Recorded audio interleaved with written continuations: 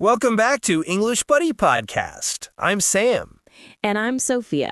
Today we're tackling something you'll use all the time in professional settings, scheduling meetings in English. That's right. Whether you're coordinating with colleagues, setting up client calls, or arranging team meetings, knowing how to suggest times, check availability, and confirm details is essential. By the end of today's episode, you'll be able to propose meeting times confidently, ask about someone's schedule politely, and handle common scheduling challenges. We'll give you practical phrases, walk through real conversations, and then you'll get to practice yourself. Before we dive in, if you find this helpful, please hit that like button and subscribe to our channel. It really helps us create more content for you. All right, let's get started.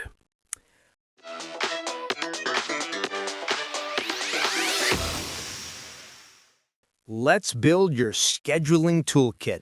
We'll cover 4 key areas: suggesting times, asking about availability, responding to suggestions, and confirming details. First up, how to suggest a meeting time. Here are some phrases from informal to more formal. Are you free on Tuesday? How about Wednesday afternoon? Would Thursday at 2 p.m. work for you? I was wondering if you might be available next Monday. Notice how the language gets more polite as you add more words.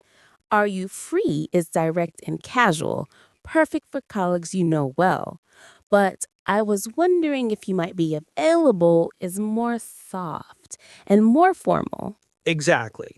Now, what if you need to check someone's availability first? Try these. When are you available this week? What times work best for you? Do you have any time slots open on Friday? Could you let me know your availability for next week? Here's a pro tip. When scheduling across different levels, like with your manager or a client, it's polite to ask for their availability first, rather than immediately suggesting a time. Great point. Now let's look at how to respond when someone suggests a time to you. If the time works. Yes, that works for me. Perfect. I'll put it in my calendar. That time is good. See you then. Sounds great. I've scheduled it. And if it doesn't work, you need to decline politely and offer alternatives. I'm afraid I'm not available then. How about Thursday instead? Unfortunately, I have another meeting at that time. Would 3 p.m. work? I'm tied up then, but I'm free after 4 p.m. if that helps. That's a bit difficult for me. Could we do it earlier in the day? Notice we always say, I'm afraid or unfortunately first. This softens the rejection. Then immediately offer an alternative. Don't just say no. Last but not least, confirming details. This is crucial to avoid confusion. Just to confirm, we're meeting Tuesday at 10 a.m., right? So that's Wednesday, March 15th at 2 p.m., correct? Let me double check. The meeting is in conference room B? I'll send you a calendar invite to confirm all the details. Pro vocabulary alert. When you want to reschedule, use these. Something's come up. Can we reschedule? I need to push back our meeting. Are you available later this week? Could we move our meeting to next week? And there's your complete toolkit. These phrases will cover 90% of your scheduling needs. Now, let's hear how they sound in a real conversation. Sophia and I will role-play a scheduling scenario. Sophia, you're a project manager, and I'm a team member who needs to schedule a project review. Got it. Let's go. All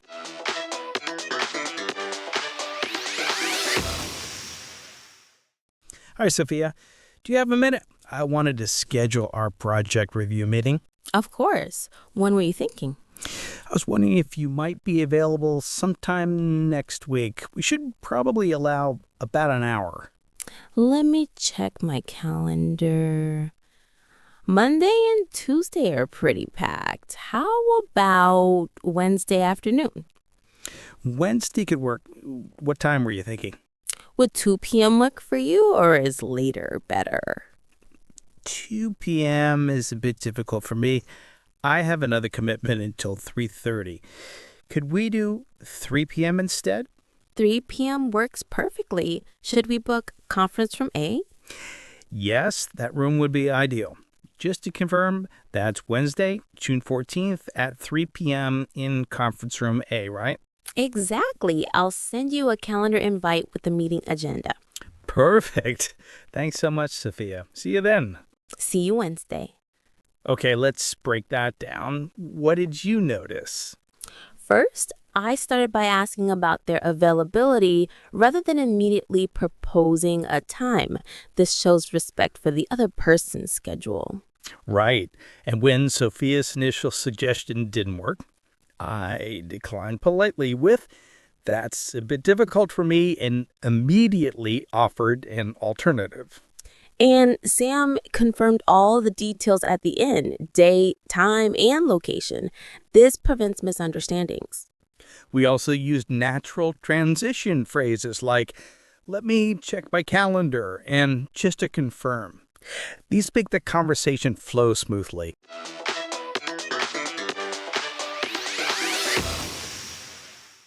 Now it's your turn. We're going to give you 3 scenarios.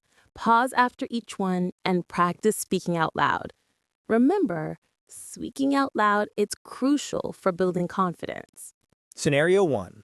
You need to schedule a meeting with your colleague, Alex, to discuss a new marketing campaign. You want to meet this week. What would you say? Pause here and try it yourself. Here's one way to handle it.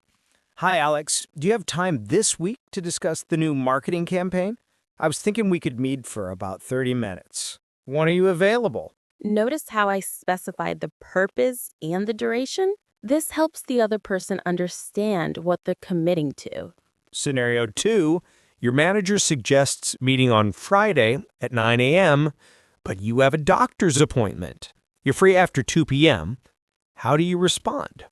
Take a moment and practice your response. You could say, "I'm afraid I'm not available Friday morning. I have a doctor's appointment.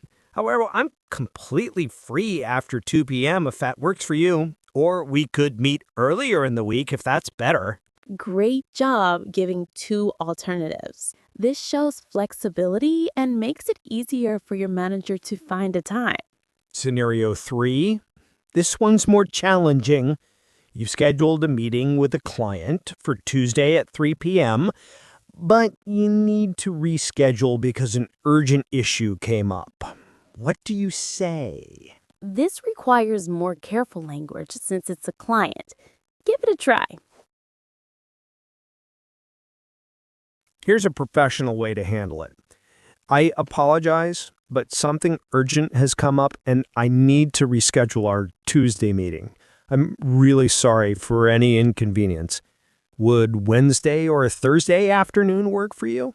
I'm available anytime after 1 p.m. both days. Did you catch the key elements? Start with an apology. Briefly explain there's an issue without too much detail. Apologize again, and then offer specific alternatives. For extra practice, try this. Find a language partner or even talk to yourself in the mirror. Practice scheduling a coffee chat, a team meeting, and a client call. Use different levels of formality. And here's a challenge. Next time you need to schedule something in real life, even in your native language, think about how you'd say it in English first.